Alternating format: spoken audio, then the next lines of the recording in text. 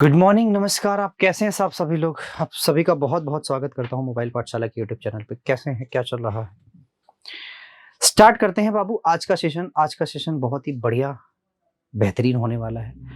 पहली बात तो आप सभी से गुजारिश यही है कि सेशन वैल्यूएबल तभी होगा जब आप इस सेशन को कंप्लीट यानी कि पूरा देखोगे। तो सेशन को पूरा देखा करो और जरूरत पड़े तो आप वीडियो को पॉज किया करो और सवालों को खुद किया करो, और साथ साथ मेरे साथ साथ कमेंट किया करो कि आंसर क्या आ रहा है। ठीक है? तो जितना ज़्यादा आप कमेंट करेंगे, जितना ही ज़्यादा आप चीज़ों को अपने अकॉर्डिंग कर पाएँगे, आपके लिए उतना ही बेहतर बढ़िया होगा फिर। ठीक है ना? आई बात समझ में? चलिए हम स्टार्ट करते हैं आज का सेशन। आज का पहला सवाल आपके सामने पेश करता हूँ। आज का पहला सवाल ये रहा। बताइए कि आप इसको कैसे कर सकते हैं? क्या तरीका हो सकता है आपके सवाल करने का? हालाँकि सवाल में बहुत कुछ नहीं है, लेकिन फिर भी बहुत कुछ ना हो के बहुत कुछ है। जब आपके पास पता है कि अगर समान चीज़ में कोई अगर चीज़ बढ़ाई जाए और कोई चीज़ घटाई जाए, तो आपको क्या करना चाहिए? तो आप बोलोगे अगर हमारे पास कोई समान चीज़ें घटाई जाए और समान चीज़ें बढ़ाई जाएँ, तो हमने एक ही चीज़ सीखा है, फिर हमारे पास कमी होगी। ठीक है? ये बात समझ में? और कैसी कमी होगी सर? x स्क्वायर बटा 100 की कमी। ये x क्या है सर? वो वही समान चीज़ है जिसमें हमने कमी की और बढ़ाई है। 13 का 169 और 100 का मतलब डेसिमल। तो माइनस का मतलब कमी है। तो दो जगह देखो, दो ऑप्शन है। एक को वृद्धि कर लो, इसको वृद्धि कर लो, तो इसलिए ये ऑप्शन नहीं हो जाएगा। ये मुझे ऐसा लग रहा है। आप कह रहे हो, आप सोचे होगे कि पहला ऑप्शन आपने क्यों कट किया, आपने तीसरा क्यों नहीं कट किया? तो मेरा मन कर रहा था इसलिए मैंने पहला कट कर दिया। ठीक है? समझ में? लेकिन दो ऑप्शन अगर सेम है तो सिंपल सी बात यह है कि एक तो गलत होगा ही। अगला सवाल देखिए। एक व्यापारी ने अपने माल को क्रय मूल्य से 55% अधिक मूल्य पर अंकित करता है। 55% अधिक मूल्य पर अंकित। देखो, आप ये समझ लो कि आप ये भी सवाल सक्सेसिव सही कर सकते हो। अगर 55% अधिक अंकित करता है तो आप ये समझ लो कि 55 आपका प्लस है और बट्टा जो देता है वो माइनस है। अब इन दोनों का गुणा कर लो। 55 दूना 110 यानी कि माइनस का 11। अब जब माइनस का 11 करोगे तो आपको समझ में आ रहा है सर जी, जो आंसर हमारा आएगा वो 24 आएगा, क्योंकि आप समझ लो 5 में से घटेगा तो 4 ही आएगा। यूनिट डिजिट 4 है, तो सवाल का उत्तर। आगे बढ़ने की हमारे लिए जरूरत ही नहीं थी, बस इस सवाल को लग जाओ करने में, और बाकी चीजें कुछ भी नहीं है। जब ऐसा सवाल आया आपके एग्जाम में तो आप क्या करो? अपना एक काम करो, सारे के सारे चीजों को जोड़ दो, तो आपके पास मिलेगा 2x plus y plus Z. और क्या मिल रहा है सर जी? और आपको दिख रहा है सर जी, ये मिल रहा है मेरे पास किसके बराबर? 7 3 10 5 15 15 के बराबर मिल रहा है। ठीक है? आप चाहो तो ये भी कर सकते हो कि x plus y plus z की जो वैल्यू है वो 15/2 की हो जाएगी। ठीक है? और इसकी वैल्यू क्या है? इसकी वैल्यू 45 के बराबर, यानी 45 के अगर बराबर होगा तो 15 तिया 45, एक यूनिट की वैल्यू हो जाएगी सर 3 दूना 6 के। किसके? 3 दूना 6 के। और अगर ये 6 है मेरे भाई, तो आपसे पूछा जेड की वैल्यू बताओ। तो ध्यान से मेरी बात समझना। एक्चुअली हमारे पास x plus y plus z की जो वैल्यू आई थी वो 7.5 आई थी। 15/2 का मतलब 7.5। अगर जेड की वैल्यू पूछ रहा है तो x प्लस वाई इसमें से घटा दो। x प्लस वाई की वैल्यू कितनी सर? 3। 3 घटा दो तो आएगा 4.5। अब एक यूनिट की वैल्यू 6, तो 4.5 यूनिट की वैल्यू गुणा 6 कर दो। समझ रहे हो?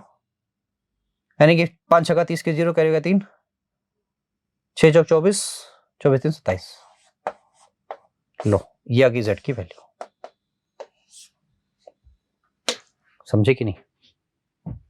बोलो, समझ गए? अगला चलिए। 55 मीटर कपड़ा बेचने पर एक आदमी को विक्रय मूल्य के बराबर क्या होता है? लाभ होता है। जब कभी ऐसा सवाल दे तो याद रखना, आप हमेशा क्या माना करो, 1 मीटर कपड़े का विक्रय मूल्य 1 रुपया है, तो 55 मीटर कपड़े का विक्रय मूल्य क्या होगा? 55 रुपया। यानी कि 55 मीटर, देखो इतना बड़ा कर दिया, इसको मिटा दो, कपड़े का एसपी। तो आप बोलोगे सर 55 रुपया, क्योंकि आपने भी बोला 1 मीटर का 1 रुपया। तो 11 मीटर का सर, 11 मीटर का 11 रुपया। अच्छा जी, ठीक है, वेरी गुड। तो मैं अगर बोला कि सीपी दिया, एसपी दिया, तो आप सीपी बताओ क्या होगा? तो आप समझते हो सर जी कि 11 मीटर का 11 रुपया, 55 मीटर 55 रुपया, तो आप मानते हो कि एसपी में से मुझे प्रॉफिट घटाना पड़ेगा। 44 के 44 आपका क्या हो गया? ये आपका सीपी हो गया। मेरी बात आई समझ में? अब 11 का प्रॉफिट है, वो भी 44 पे, तो 11 चौके 44, 1/4। अब आप समझते हो 1/4 को आप क्या लिखते हो? 25%। यही काम आपको करना है, समझ गया? यही काम ए और बी दिए गए कार्य को साथ मिलकर 10 दिनों में कर सकते हैं, सी उसी काम को 15 दिन में कर सकता है, दोनों तीनों साथ मिलकर काम करते हैं तो कितने दिन में काम पूरा हो जाएगा? चलो ये भी ठीक है। पहले काम आप क्या करोगे, इन दोनों का एलसीएम लोगे तो वो आएगा 30। अब 10 तिया 30, 15 दूना 30, यानी कि कुल मिला के क्षमता होगी 5, 5 छक्का 30, तो 6 दिन में काम हो जाएगा कंप्लीट। वर्क इन टाइम में तो हमें ज्यादा समय देना ही नहीं है, ज्यादा समय देने की जरूरत भी नहीं है आपके वर्क इन टाइम में, ठीक है? तो शायद आप इस बात से सहमत हैं, ये जो मैं आपसे कह रहा हूं ये चीजें बिल्कुल करेक्ट हैं। अब जैसे ये सवाल आपसे बोला है, एक बार आप भी करो, देखो जब तक आप पेन पेपर लेके ट्राई नहीं करोगे तब तक आपकी स्पीड कौन इंप्रूव कर सकता है? कोई भी नहीं कर सकता। सीमा कह रहा है कि 1000 रुपए में एक कुर्सी खरीदती है और इसे 8% की हानि पर बेच देती है, तो सिंपल सी बात बाबू ये 920 है, ये तो कोई सवाल ही नहीं था। आगे बढ़ो, बॉड मास का सवाल है, बढ़ो आगे फटाफट। कैसे करें इसको, सोचो। तो 8 छक्का 48, सॉरी 8 8 64 हो जाएगा, माइनस का ए, और 23 गुणा 4 तो ये जाएगा किसके, 3 दूना 6, 4 दूना 8, 86, 4 दूना 8, ठीक है 86, और 45 और ये घटा दोगे तो 45 घटाओ मत 86, सब ये काट दो तो हो जाएगा माइनस का 1, एक घटा दो आ जाएगा मेरे पास, कितना आ जाएगा भैया, 44। 44 में 8 जोड़ोगे तो आ जाएगा मेरे पास 52 के, ठीक है? 44 8 कितना होगा, 8 4 12, 52 के। तो आप ये मानते हो बात कि ए की वैल्यू आ जाएगी 1 के बराबर, और जबकि ऐसी चीज नहीं दी हुई है। एक बार फिर से चेक करो इसको, फिर से चेक कर लो एक बार, क्योंकि जहां तक मैं देख रहा हूं वहां तक तो आंसर यही आता दिख रहा है। देखो आप समझो कि ये कितना हो जाएगा, 4 3 12 के, तो अच्छा 92 आएगा, ये तो गड़बड़ हो रहा था, 92 माइनस का 87 प्लस का 44 45, ठीक है? और 8 8 64 यानी कि 8 माइनस का ए प्लस 54, ठीक है? ये 87 है, 87 से कितना ज्यादा, 5 ज्यादा है, तो प्लस का 5 यानी 50, 50 8 8 58, 58 उधर जाएगा तो भैया आएगा 6 के, यानी ए की वैल्यू 6 के बराबर आएगी। बस छोटी सी गलती थी, छोटी सी गलती को हमने क्या किया, सुधार लिया। समझ गए बालक? आइए, एक नाविक धारा के अनुकूल 15 किलोमीटर और धारा के प्रतिकूल 10 किलोमीटर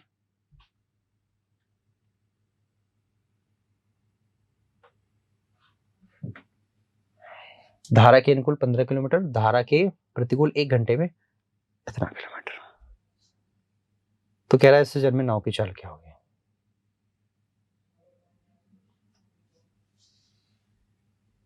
ठीक है, समझ गए। यहाँ टाइम तो दिया नहीं है, थोड़ा सा आगे बढ़ो, टाइम में टाइम का इशू इसमें है। देव ने एक स्कूल प्रोजेक्ट को अकेले 40 दिन में पूरा करता है यदि अरुण देव से 25% अधिक कुशल है। 25% अधिक कुशल होने का क्या मतलब है भाई? 25% अधिक कुशल होने का मतलब यह है कि अगर ये 4 है कुशल अरुण, तो देव 5 कुशल होगा, यानी इनकी एफिशिएंसी क्या होगी, ये होगी। तो जो टाइम है ये तो इफिशिएंसी का रेशियो है, तो टाइम का रेशियो जो होगा वो सीधे उल्टा हो जाएगा।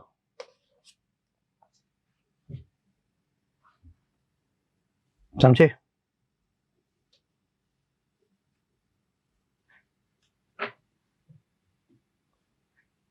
समझ गए भाई? अरुण कितने दिन में अकेले काम पूरा करेगा ये सवाल है।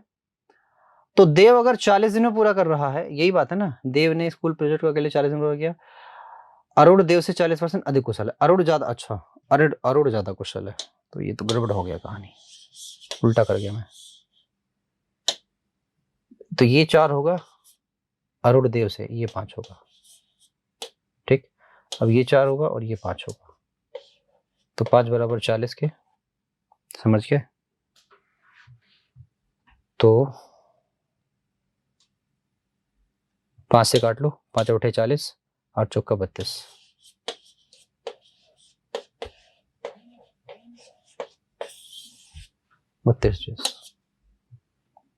समझ गए? नेक्स्ट, चतुर्थ समानुपाती पूछ रहे हैं। आप खुद सोचो कि चतुर्थ समानुपाती हमने आपको कितनी बार बताया, कुछ याद आ रहा है? मैं आपको 2-3 चीजें भी लर्न करवा देता हूं। जैसे मान लो आपसे पूछे अगर मध्यानुपाती, यानी कि मिड प्रोपोर्शन, तो इसमें 2 नंबर होते हैं और दोनों नंबरों का क्या निकाल लेते हैं, मल्टीप्लाई करके स्क्वायर रूट। आपसे अगर पूछे तृतीय अनुपाती,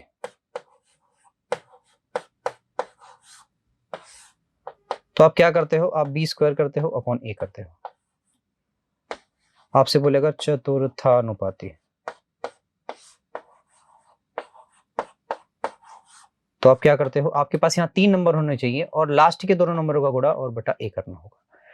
तो इसमें से क्या पूछा आपसे, आपसे पूछा चतुर्थानुपाती, तो लास्ट के दोनों नंबरों का गुणा यानी कि 49 और गुणा 18 बटा 21, 7 7 49, 3 छक्का 18, 7 छक्का 42, ये 42 आपके सवाल का राइट आंसर है। समझ गए?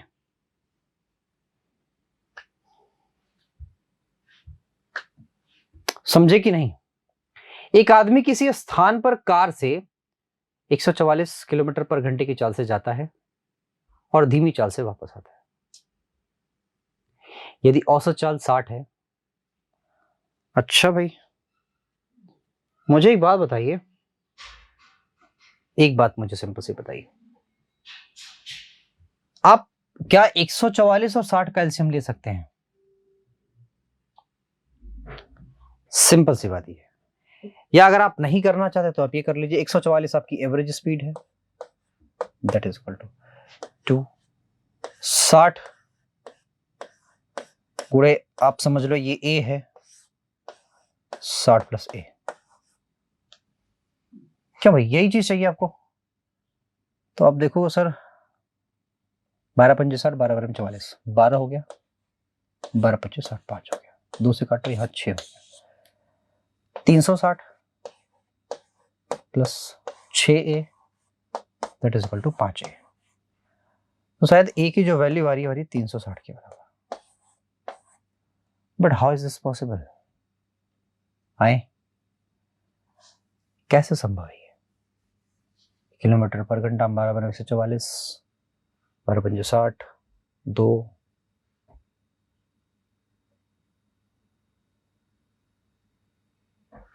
नहीं ये तो पॉसिबल है ही नहीं। गलती कहाँ हो रही है, क्या दिमाग नहीं लगा पा रहा हूं मैं?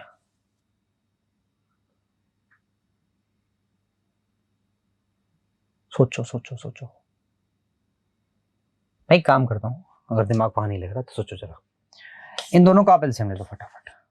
तो जब इन दोनों का एलसीएम लोगे तो 12 12 बड़े 144, 12 पंजे 160, तो 12 25 60, 60 भी लिख लो, 12 छक्के 72, 720, एलसीएम हो गया 720। ठीक है, मेरी बात आई समझ में?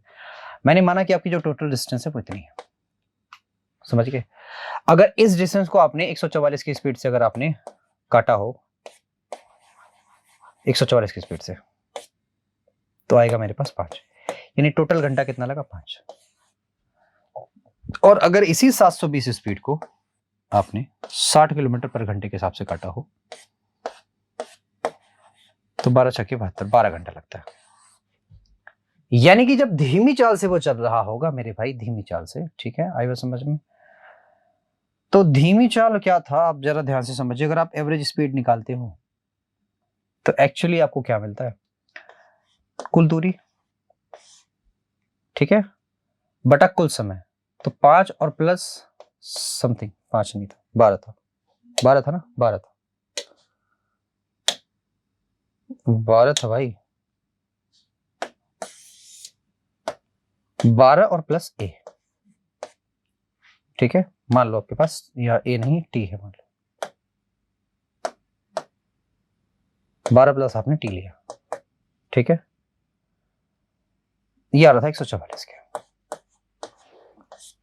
मैंने अगर किया तो ये 5 का है, ठीक है। तो टी की वैल्यू हो गई मेरे भाई कितना? 7। समझ गए? अब अगर दूसरा डिस्टेंस, दूसरा अगर मुझे स्पीड निकालना हो तो ये क्या आएगा सर? दूरी बटा समय, यानी कि 7। 7 से काटोगे, 7 एक कम 7, क्या भाई, 7 एकम 7 हो गया, ये ठीक है। और यार समथिंग समथिंग ज्यादा कुछ क्यों आ रहा है, चेक किया जाता है इसको, थोड़ा सा देखेंगे हम। आइए बढ़िया आगे। आपसे बोला कि ये आपका उसका सवाल है, तो ये होमवर्क ले लो, इसको होमवर्क करना, ठीक है। मेरी बताई समझ में, आगे करो।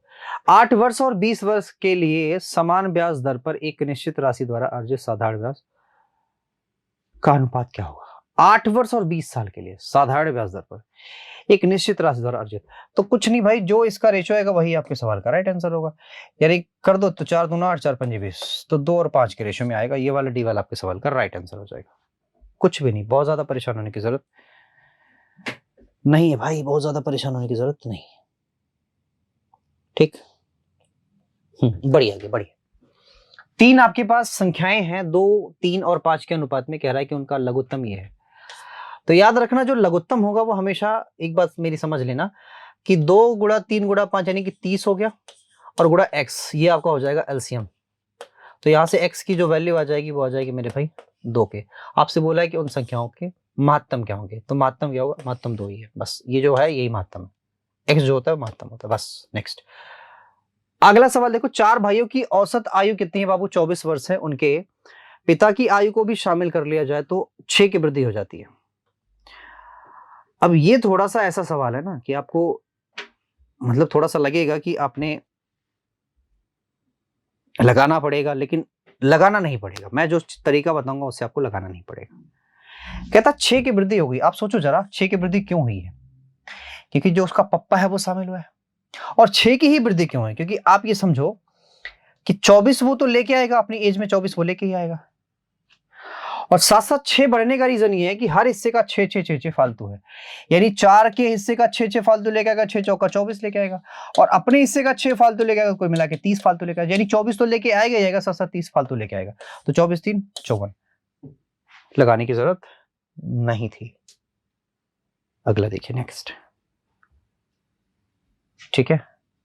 तो 5 चौका 20, 20 2 32, 32 चौका कितना होगा, तो भैया 2 है 64, 128, 128 में 7, ये क्या सवाल है। अरे 5 चौका 20, 20 2 22, 22 चौके 95 आंसर होगा, मारो गोली, ठीक है। आई बढ़िया।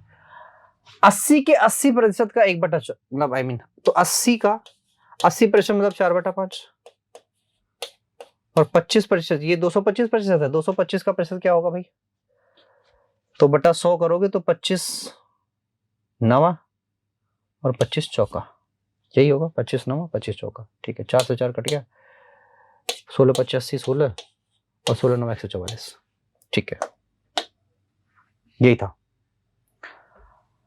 अगला देखिए, कह रहा है कि यदि एक निश्चित धनराशि ब्याज पर 3 वर्ष 6 माह में स्वयं की दोगुनी हो जाती है,